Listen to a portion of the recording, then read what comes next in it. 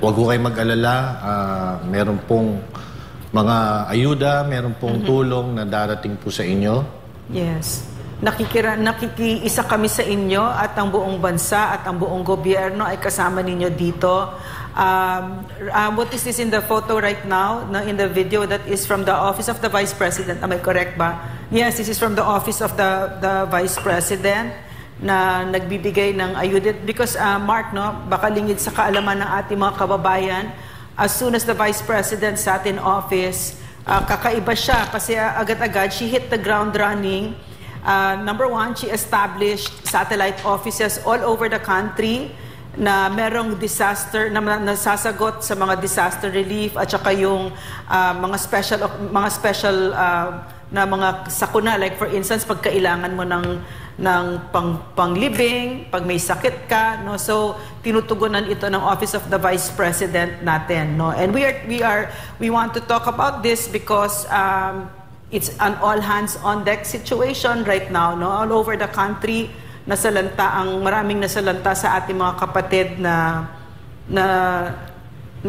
Pilipino. Okay, Mark, yeah. I'm going to read the statement. I think, contrary to what is being portrayed now in media, ang Office of the Vice President po, gaya nga na sinabi ni Lorraine, handa na po bago pa man pumasok si Karina sa ating area of responsibility. And I think, Lorraine, kasama na yung na training ni Vice President from his dad, Yeah. Because in the previous administration, nakita naman natin how government was able to address itong mga issues like itong mga calamities. And ako, nakita ko personally, di ba? I mean, na-experience natin personally how during the Duterte administration, nakita natin na yung preparedness, yung anticipation, yung ganitong... Kasi alam naman natin ang Pilipinas typhoon prone. Yeah. Na alam naman natin po na... Pacific Ring of Fire papasukin tayo ng bagyo. In 1 year, mahina po siguro ang 5-10 bagyo na papasok sa atin. And alam ng Duterte administration yon. So, inano na yan yung Pangulong Duterte noon na in-inculcate na yan sa mindset. Mark, one of the priorities of the former president that we were hoping, because he promised it, that the president, Bongbong Marcos, the one who won, would continue it. Kasi that was one of the most, it was a sparkling accomplishment in disaster relief and management. Yes, yung disaster management. And so kaya nga yung OBP, nakita naman natin. And even though ang OBP hindi rin yan mahilig sa, hindi yan mahilig sa press release, hindi yan yung tipong naghahanda just because para pampaprop up ng image ng ating Vice President, no? Hindi yan. Makita nyo nga, tingnan nyo, OBP ang nakalagay, hindi Vice President Duterte or Vice President Sara, di ba? So, dyan pa lang makikita po natin na ang OBP po natin ay nakahanda po even before itong si Karina ay tumama. And of course, may mga issue ngayon na dahil umalis siya, nagpunta siya ng Germany. But again, yung mga binabato na issue na yan, I think mas masasagot yan nung ganitong klaseng imagery that the office itself ready naman po. At yan nga, ngayon pa lang, nakikita na natin na ready na yan at pwede nang at any given time na bigyan na yan ng clearance ng government, ng Office of Civil Defense, na pwede nang i-deploy o pwede nang mag-conduct ng kanyang relief efforts. Marami siya. It is all over the country at lalong-lalo na sa NCR, hanggang sa, if I'm not mistaken, kahit sa Lanao ba ito, they sent us photos sa Lanao, yes, in Balabagan. Sa Lanao del Sur, nandyan yan. Nandyan ang Vice President ng Office of the Vice President. Nandito rin sila sa Negros Occidental, sa La Castellana. Meron din sa Marikina. They're all over talaga. So, we're very grateful for that, yan yung Lorraine. Alam mo, yan yung tinira noon na because of yung mga confidential funds. Yan yung mga issues na binabato sa Vice President. Ano ba yung, bakit ba may budget na hinihingi? But as we can see, Alam ng Vice President na kailangan itong mga to, and at the very least, di ba, yun ang kanyang gagawin as a public servant, that kailangan talaga ilabas ang public service to the people talaga. Yung madaling makukuha ng taong bayan, yung kinakailangan na tulong.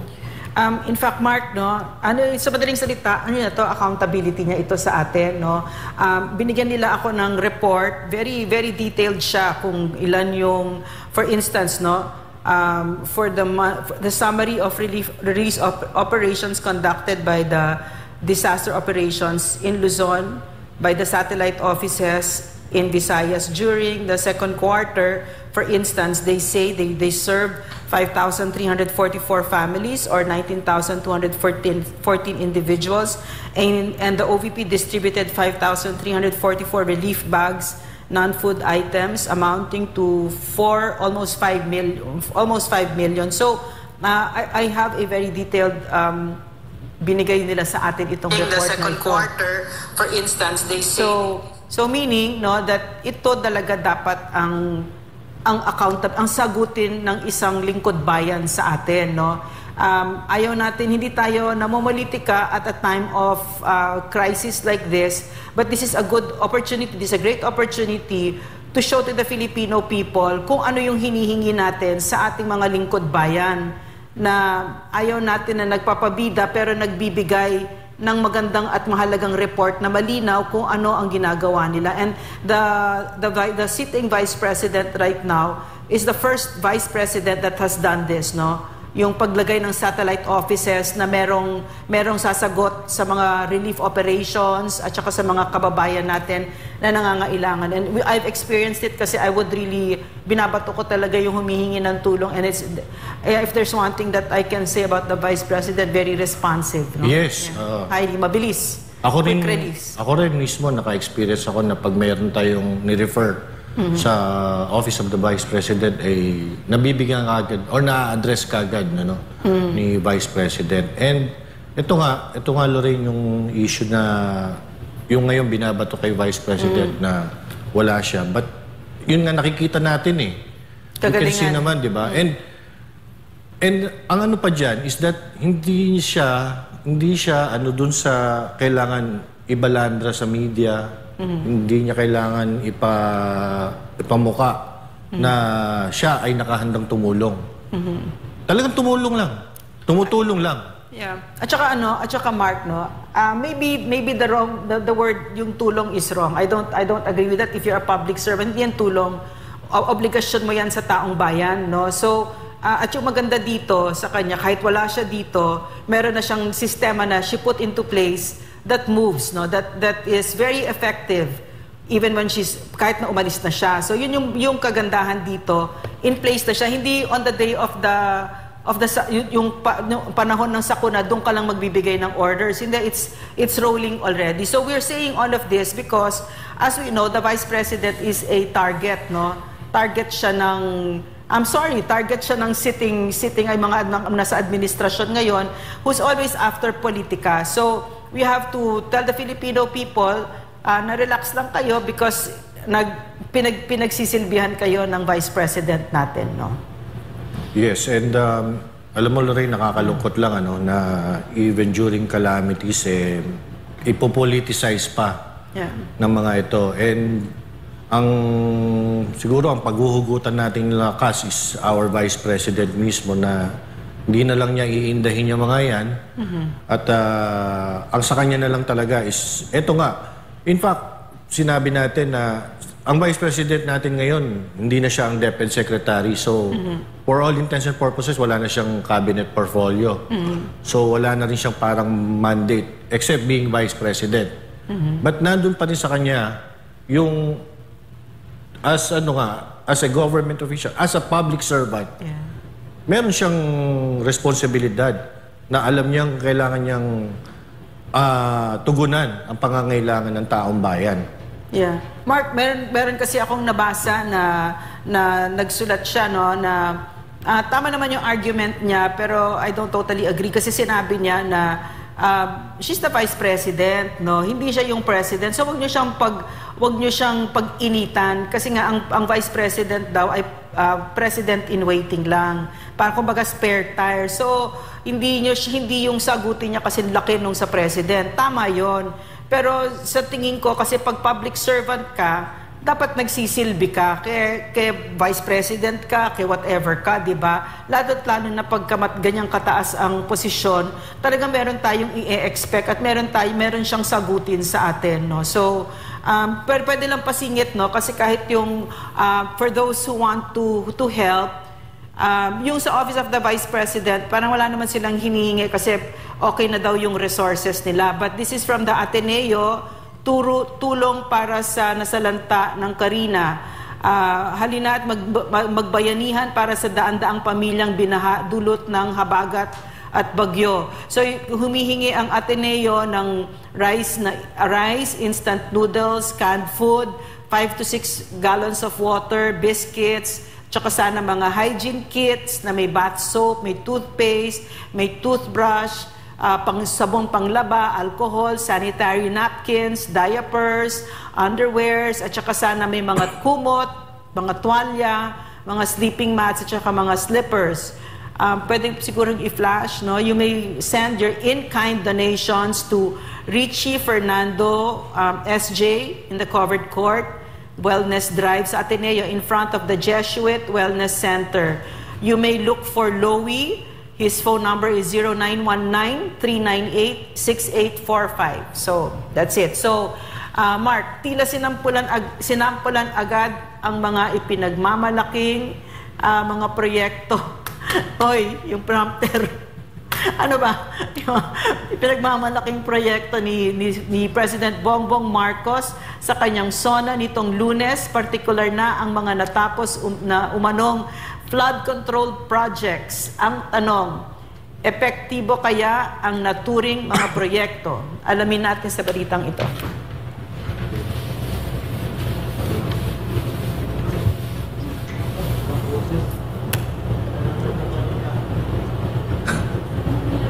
Okay, so may technical difficulties.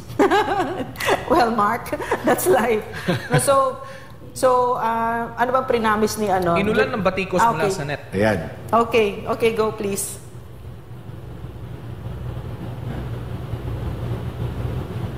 Sa pagpihit ng panahon, ang hagupit ng La Nina at mga matinding pagyaman naman ang ating binabantayan at pinaghahandaan. Mahigit 5,500 flood control project ang natapos na at marami pang iba ang kasalukuyang ginagawa sa buong bansa. Inulan ng batikos mula sa netizen ang naturang pahayag ni Bongbong Marcos Jr. sa kanyang ikatlong SONA noong Lunes. Ayon sa Pangulo, libo-libong flood control project ang natapos sa kanyang 2 taon sa panunungkulan. Pero ang naturang proyekto ay tila hindi ramdam dahil sa epekto ng malakas na buhos ng ulan dulot ng habagat at bagyong Karina. Tanong ng ilang netizen, nasa na daw ang flood control projects na natapos? Habang ang isang ito, ngayon lang daw nila ulit nakita ang ganitong pagbaha sa Metro Manila makalipas ang ilang taon. Parang wala din daw anyang pinagbago ang matinding pagbaha. Miyerkules ng umaga, bumungad sa maraming residente sa Metro Manila at karatig probinsya ang mataas na tubig baha dahil sa walang humpay na pag-ulan. Karamihan naman sa mga apektadong residente, natakot na maulit ang nangyari noong 2009 kung saan maraming lugar sa Metro Manila ang nalubog sa baha dahil sa bagyong Ondoy. Yan. Ang hirap ng kasing puro salita, no? Tsaka, again, ano, parang that SONA, no? Did you watch it, Mark? Well, I watched it and in fairness, impressive in terms of rhetoric, in terms of oratory. Yeah. But then, malas lang eh. Kasi after ng SONA, eto, pumasok si Karina and it actually, Mother Nature actually debunked yung mga assertions sa SONA. Like, classic example, yung flood control projects na sinasabi, na 5,500 daw ang nakompleto.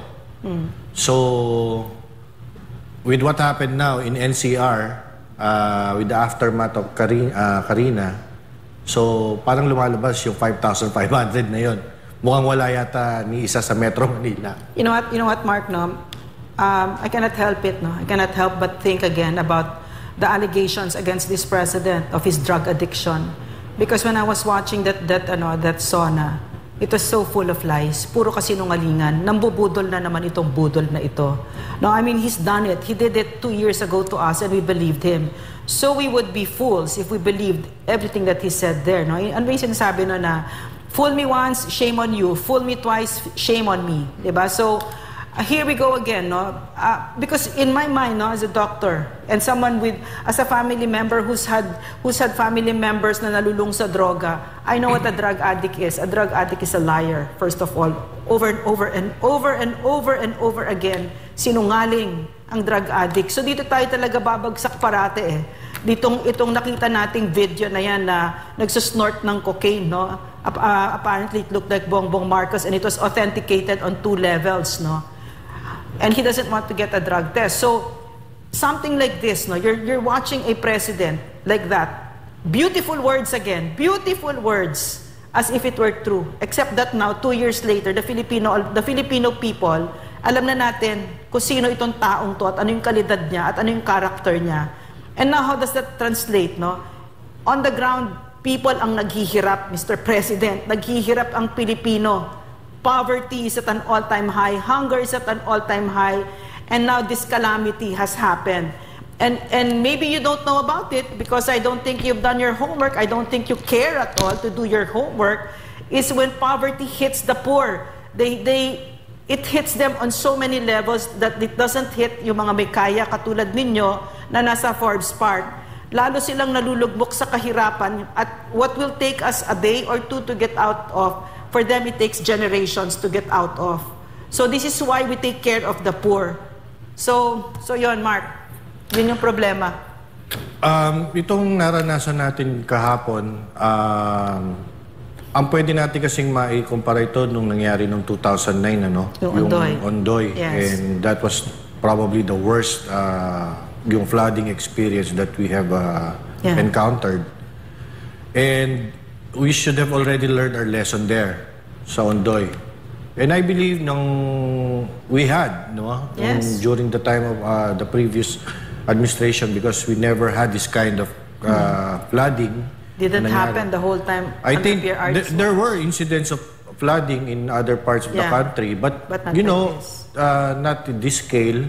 And it speaks of the kind of governance, the kind of leadership that we have right now as compared to before. Because ito nga yung ito nga yung sinasabi na yung bagyo na po-forecast na pe-predict na or nakikita na before pa siya tumama or before pa siya pumasok sa area of responsibility ng Pilipinas, for example. So, government should have already have enough time to prepare. And what happened yesterday was a clear manifestation that hindi yata napaghandaan.